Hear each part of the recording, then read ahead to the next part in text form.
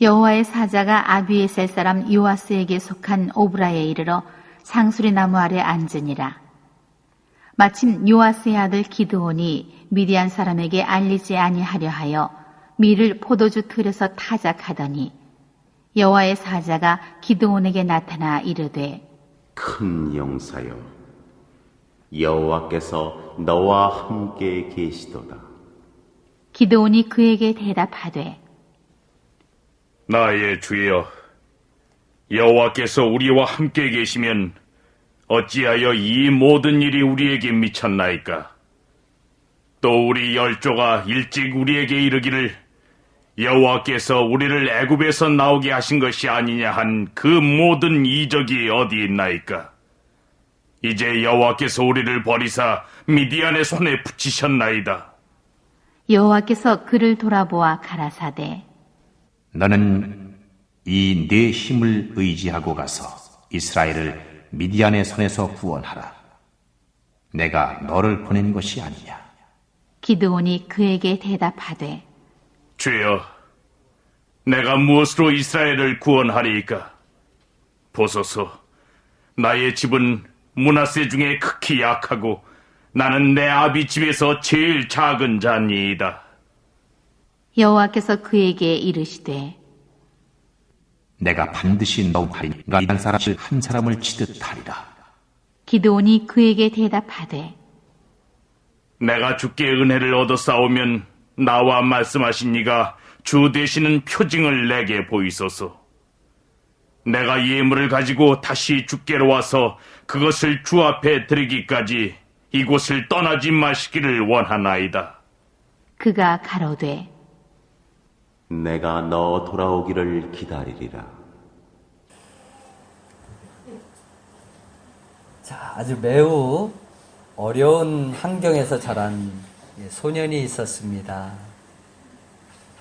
4살 때 같이 놀던 동생이 갑자기 죽었어요.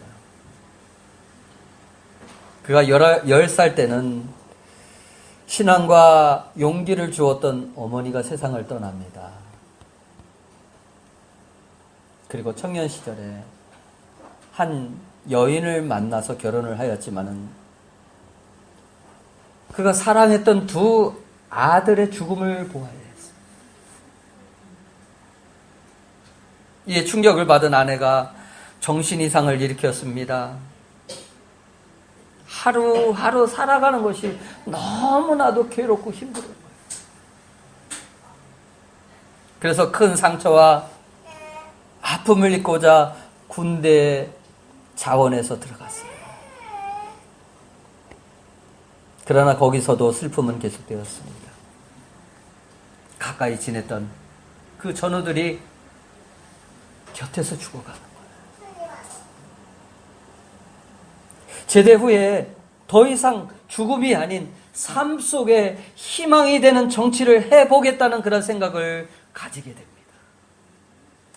이쯤 하면은 누구를 얘기할까 아시는 분들도 있을 것 같은데, 하지만 여러 선거에서 수없이 떨어지는 아픔을 겪어야 했어요. 그렇게 고통과 실패는 계속되었고,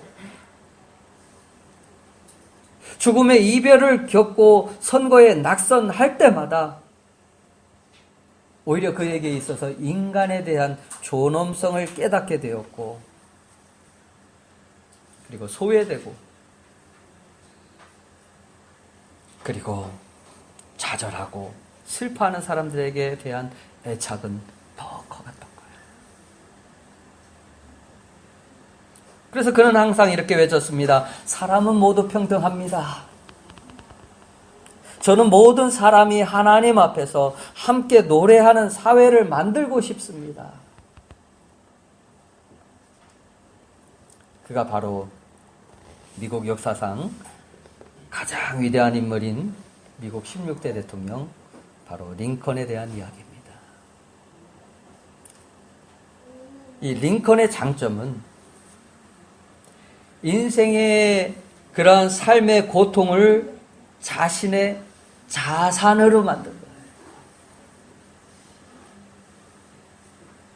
그에게 있어서 고난은 하나님을 더욱 의지하게 하였습니다.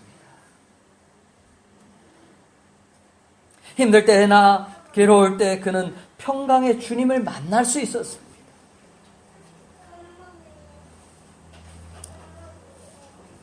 이스라엘이 하나님 앞에 오늘 성경을 보니까 또 다시 범죄를 하는 거예요.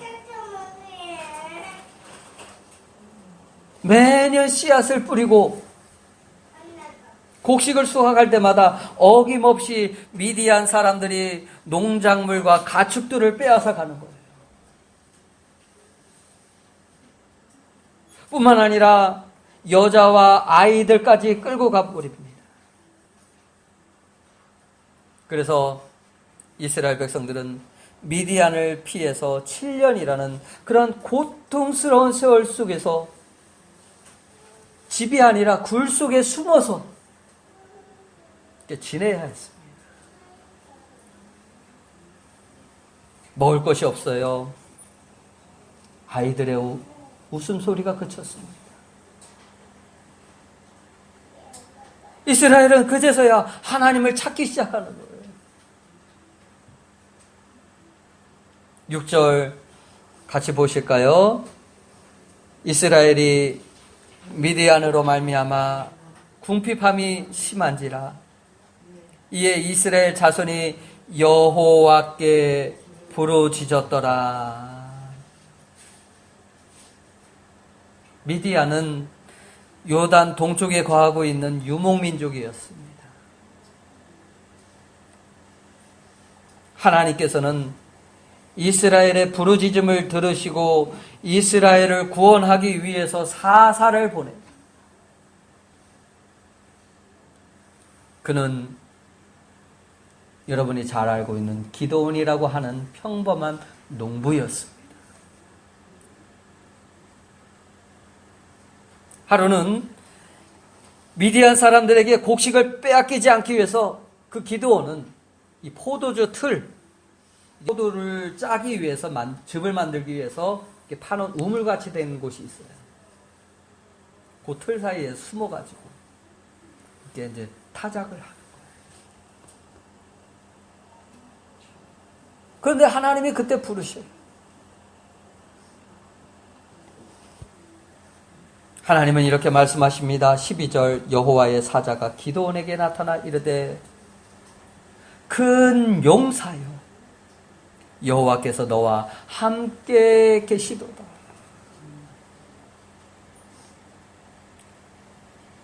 미디안 사람들이 두려워서 몰래 타작하고 있는 그 기드온을 볼 때 뭐라고 할까요?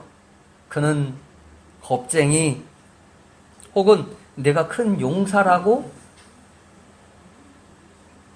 그렇게 비웃을지도 몰라요. 사실 기드온은 용사로 불릴 만한 그런 사람이 아니었습니다. 여러분이 자기 자신의 그런 모습을 보면서 어떨 때는 왜 나는 요 모양 요 꼴이지? 왜 나는 이것밖에 안 될까? 자신을 믿지 못해서 뜬 눈으로 밤을 새워 본 적은 있으십니까? 아마 한두 분은 있을 거예요. 주변 사람들부터 너는 못해, 내가 그런 것을 한다고 놀려대는 소리를 들어보셨습니까? 그럴 때마다 사람들은 움츠려요. 자신감을 상실하게 됩니다. 죄 가운데 살아가는 우리의 모습을 보면서 사단도 비웃습니다. 내가 하나님의 자녀라고?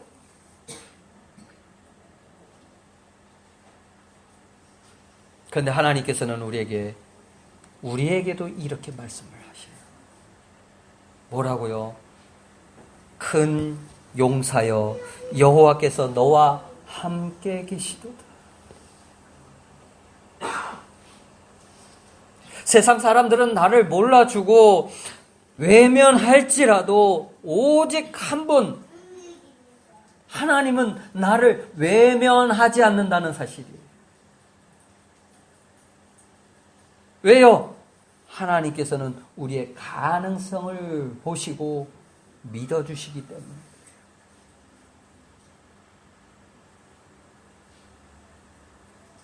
하나님은 우리를 너무나도 잘 알고 있습니다. 우리가 변화되고 어떻게 하나님의 사람이 될 것인가를 알고 계셔요. 즉 우리의 가능성을 보시고 우리에게 다가오시는 하나님, 우리의 가능성을 믿어주시는 그 하나님이세요. 여러분, 자기 자신의 초라한 모습 혹은 연약한 모습을 보시면서 낙심하고 계십니까? 실망이 되십니까? 그 옛날 기도원을 만나주셨던 평강의 하나님께서 우리를 만나주십니다. 하지만 이 기도원은 하나님이 함께 하신다는 것을 인정할 수가 없어요. 여러분은 인정할 수 있나요? 하나님께서 이스라엘과 함께 하신다면 어떻게 이스라엘이 미디안에게 압제를 당하고 고통을 겪으면서 몰래 밀을 타작해야 할 정도로 이런 비굴한 삶은 살지 않았을 것이라고 생각을 해요. 기도원의 생각이에요. 하나님께서 이스라엘과 함께 하신다면 이스라엘을 애굽에서 이끌어내시고 이적을 행하신 것처럼 미디안의 손에서 해방시키는 것이 당연한데 아무런 이적도 없었다는 거예요.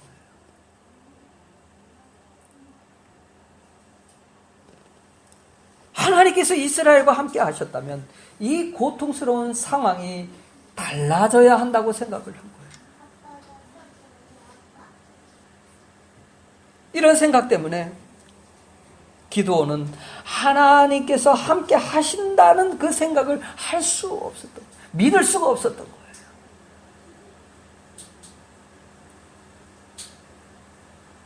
기도원이 생각하는 그 하나님이 함께 하심은 환경이 나아지는 것이었어요. 그래야 하나님이 함께 하시는 증거가 되지 않겠느냐, 그런 생각이었습니다.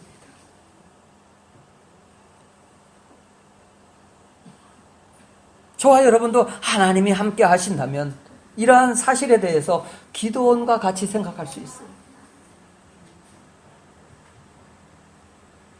하나님께서 함께 하시는데 어찌하여 나한테 어려운 일이 생겨? 왜 이런 일이 일어나? 왜 하나님은 고통당하는 것을 가만히 보고만 있을까? 하나님은 나를 사랑한다면서 왜 내 기도를 들어주시지 않을까?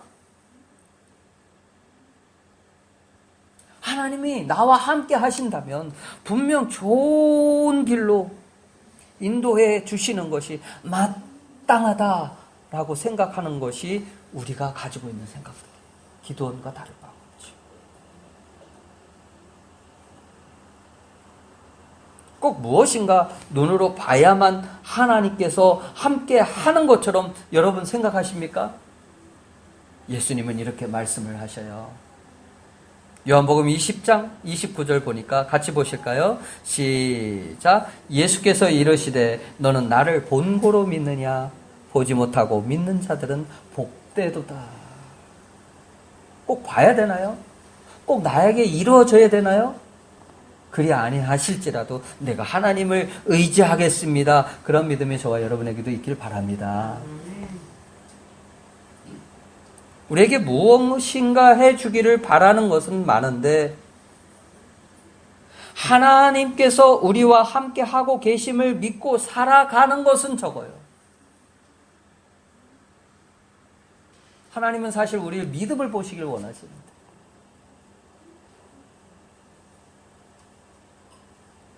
그러나 하나님이 우리와 함께 하시면 우리들의 환경이나 그러한 상황을 나쁜 곳에서 좋은 곳으로 이렇게 바꿔주시기 위한 것도 아니에요.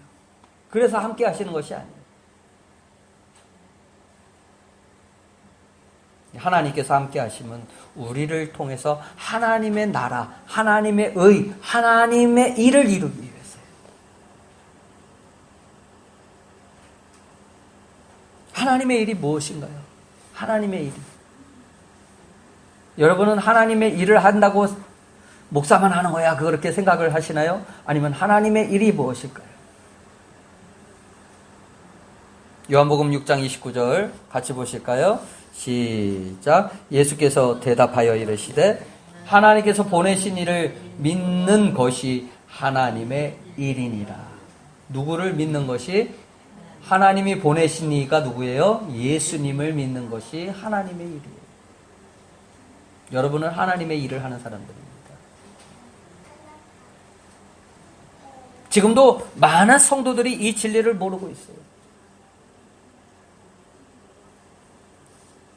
믿음의 선지들은 이런 고백을 합니다. 맞아, 거기에는 무언가 하나님의 선한 뜻이 있을 거야. 혹 이루어지지 않는다 할지라도, 내 뜻과 같이 되지 않는다 할지라도 하나님의 선한 뜻이 있을 거야.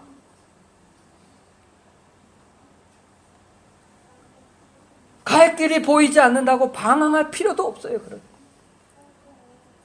낙심도 할 필요도 없어요. 자신의 힘으로 어떻게 할까 염려할 필요도 없습니다.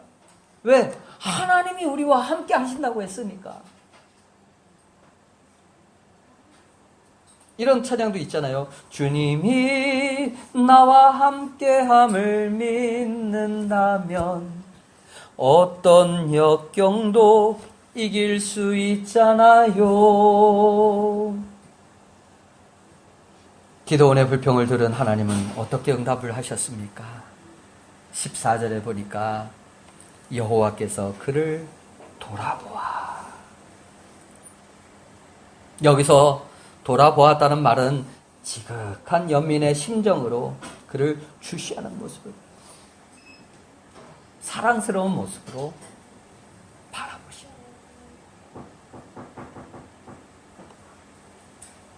여러 번 다른 사람들이 불평하는 것을 받아주는 데는 이게 한계가 있어요. 그러나 우리의 어떤 불평이라도 능히 받아주시는 분이 계셔요.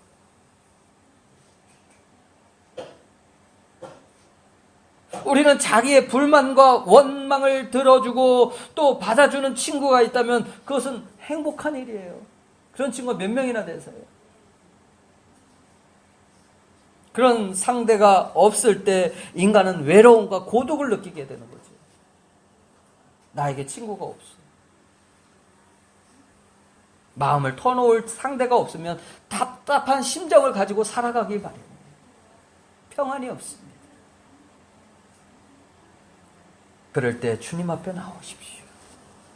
전능하신 하나님은 여러분의 어떤 불평도 들으시고 진심으로 여러분을 이해하고 공감하십니다. 그분의 도움을 구하십시오.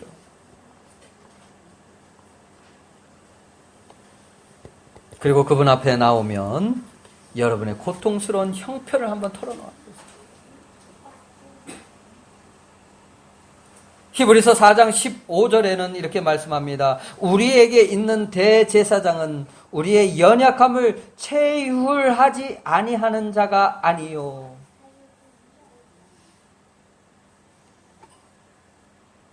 예수님은 우리의 연약함을 측은히 여기시며 지극한 연민의 심정으로 다가오신다는 말이에요. 긍휼의 마음을 가지고 다가오신다는 말이에요. 외면하지 않는다는 말이에요.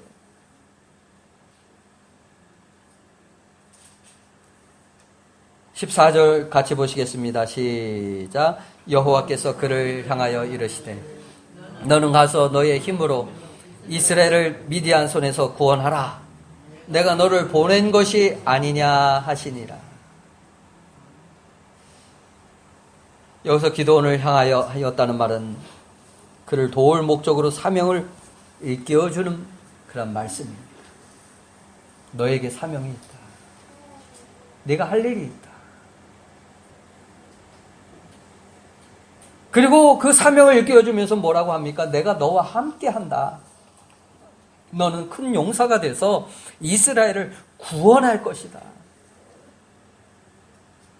오늘도 우리에게 말씀하셔요. 큰 용사요.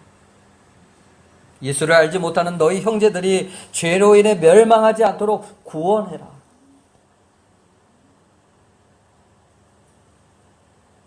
그 형제들도 주 안에서 평화를 누리며 하나님이 함께 하심을 알게 하라.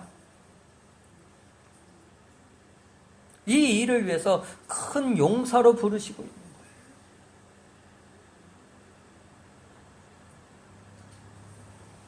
결국 이 큰 용사로 부름을 받은 기드온에게 있어서 필요한 것은 자신의 힘이 아니었어요.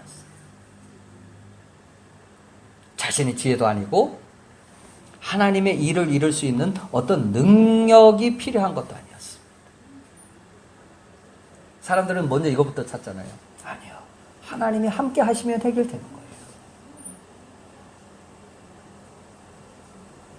기드온에게 큰 용사라고 부르신 것은 너를 이러한 인간으로 만들겠다.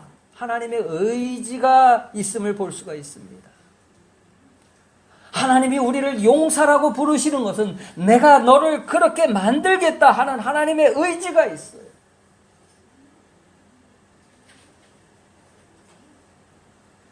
비록 지금은 연약할지라도 누가 알아주지 않을지라도 보기에 초라할지 몰라도 함께하는 그 하나님을 힘으로 삼고 그를 의지하고 요동하지 않는 자가 어떻다고요? 큰 용사가 될 수 있다고 가르치고 있는 거예요.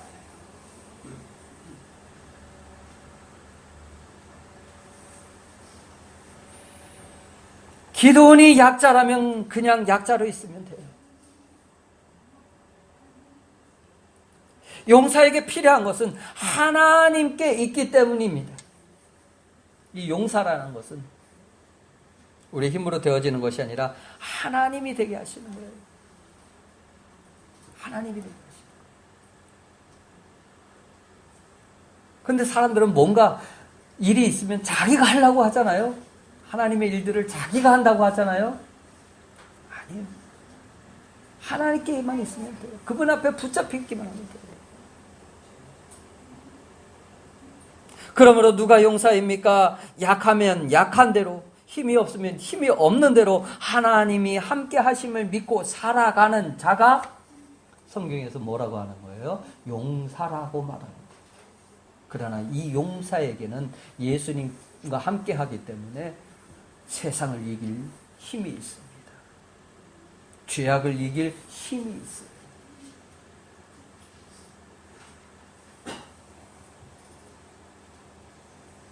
근데 사람들은 그렇게 생각하지 않아요. 하나님을 힘으로 삼지 않고 자신이 가진 힘과 지혜 혹은 물질 이런 것들로 힘을 삼으려고 해요. 또 어떤 분은 하나님을 힘으로 삼는 것조차 부담스러워해요. 뭐 하나님을 힘으로 삼으면 거기서 뭐 먹을 것이 나와, 돈을 줘, 뭐 하나님이 나를 먹여 살려, 뭐 이런 다른 생각들을 가지고.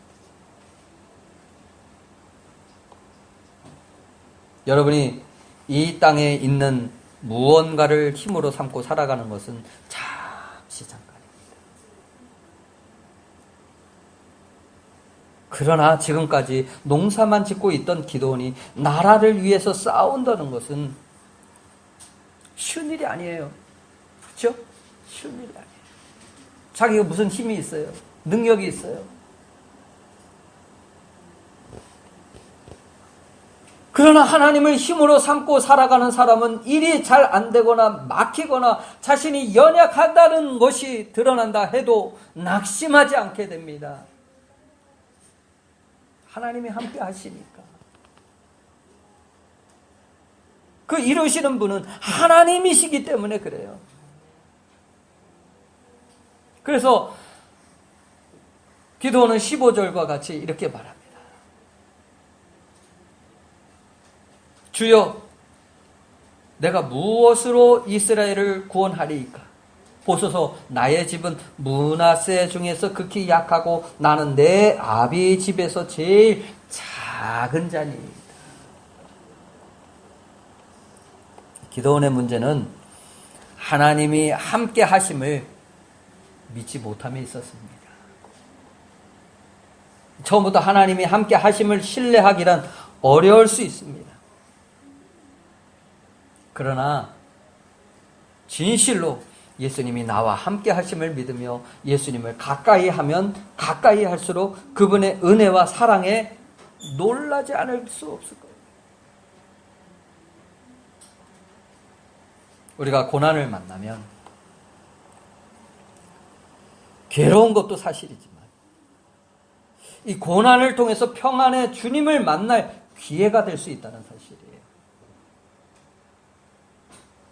우리는 얼마든지 주님과 함께하며 주님을 따르겠다고 말할 수 있습니다. 거룩한 예배를 드리고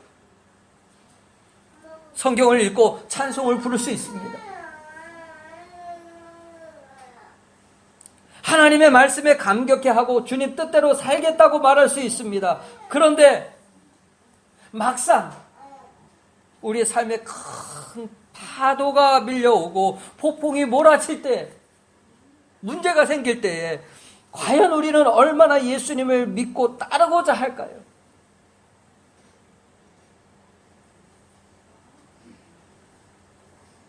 여러분의 신앙의 모습을 스스로도 판단할 수 있어요. 그런 문제가 생길 때 평안한 가운데 주께 맡기는 사람은 진짜 용사가 될 수 있고, 안절부절 못하고 있는 분은 용사가 아니라 졸장부밖에 되지 않는 거예요. 풍랑이 문제가 되지 않아요. 문제는 우리들의 믿음이 없는 것이 문제예요. 맡기지 못하는 것이 문제예요. 그렇습니다. 하나님께서 함께 하심을 믿으며 평안 가운데 있는 성도가 큰 용사가 될 수 있습니다. 우리의 불평을 들으시고 우리에게 안심하라고 말씀하시는 그 좋으신 하나님을 여러분도 신뢰할 수 있기를 바랍니다. 우리의 믿음이 적을지라도 하나님은 큰 용사가 될 수 있는 가능성을 보고 계시는 하나님입니다.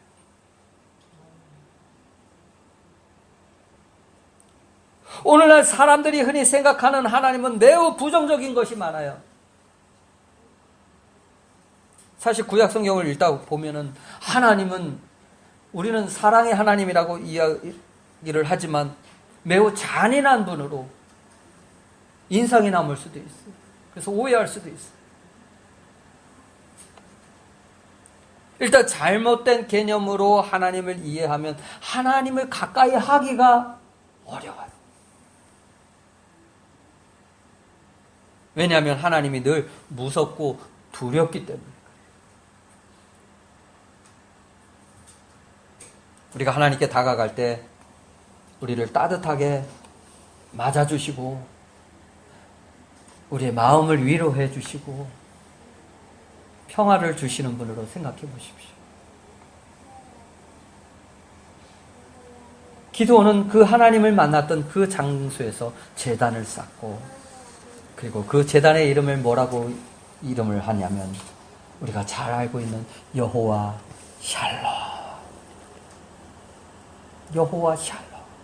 하나님은 평화이시다. 하나님은 평강이시다. 어떤 아이가 아버지와 함께 길을 가고 있었습니다. 아이가 아버지보다 먼저 달려가요. 그런데 그 앞에 큰 무서운 개가 있었어요. 깜짝 놀란 아이는 얼른 아빠한테로 다시 돌아와요. 그리고 아버지의 손을 잡습니다. 손을 잡고 뒤를 돌아보면서 미소를 지으면서 개를 쳐다봅니다.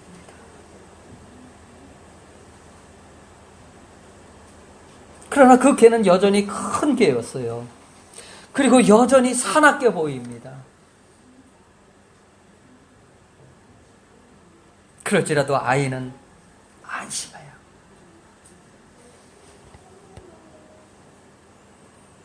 왜요? 아버지가 손을 잡고 함께하고 있기 때문에.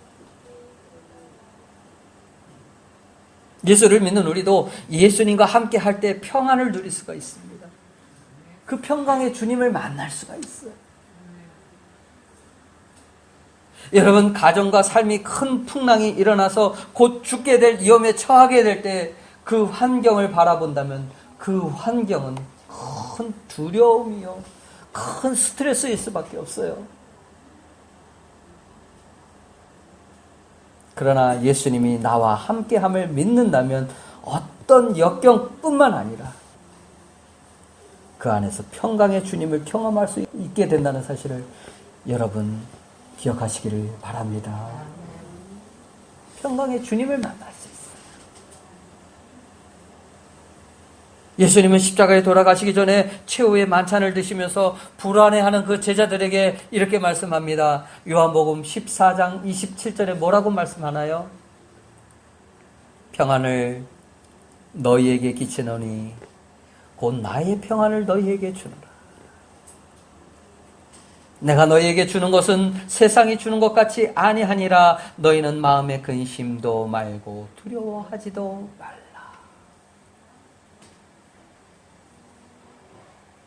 평안이 없으면 행복도 없어요. 평안이 없으면 손에 일이 잡히지도 않습니다. 그래서 예수님은 마지막 순간에까지도 제자들에게 평안함을 주시기를 원하십니다. 평안은 우리 환경에서 발견되는 것이 아닙니다.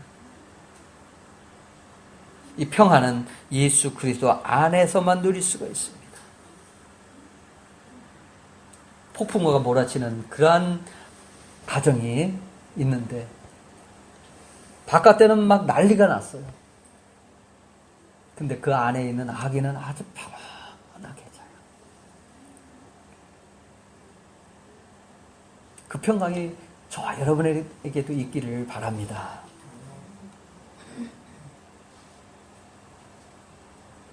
예수님께서는 거친 풍랑과 같은 그런 세상 속에서도 평안을 우리에게 주시기를 원하시는데 이렇게 말씀하셔요. 너희에게 평강이 있을지어다. 여러분을 둘러싸고 있는 환경 때문에 불안할 수 있지만 그때도 십자가에서 죽으시고 부활하신 예수님을 생각한다면 평안이 생길 수가 있습니다. 절망 중에서 반드시 길이 열려요. 이렇게 하나님께서 함께 하시면 무슨 걱정과 두려움이 있겠습니까? 문제는 자신의 힘과 능력과 지식과 경험만 가지고 해결하려고 하는데 하나님께 온전히 맡기지 않는 것이 문제가 됩니다.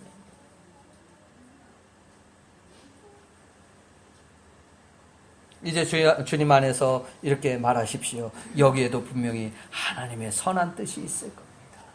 같이 따라서 해볼까요? 여기에도 분명히 하나님의 선한 뜻이 있을 겁니다. 믿고 맡기세요. 평안을 누릴 수 있게 됩니다. 사랑하는 여러분, 우리는 주 안에서 평안을 이미 얻은 자들입니다. 그리고 큰 용사로 부름을 받은 자들이에요.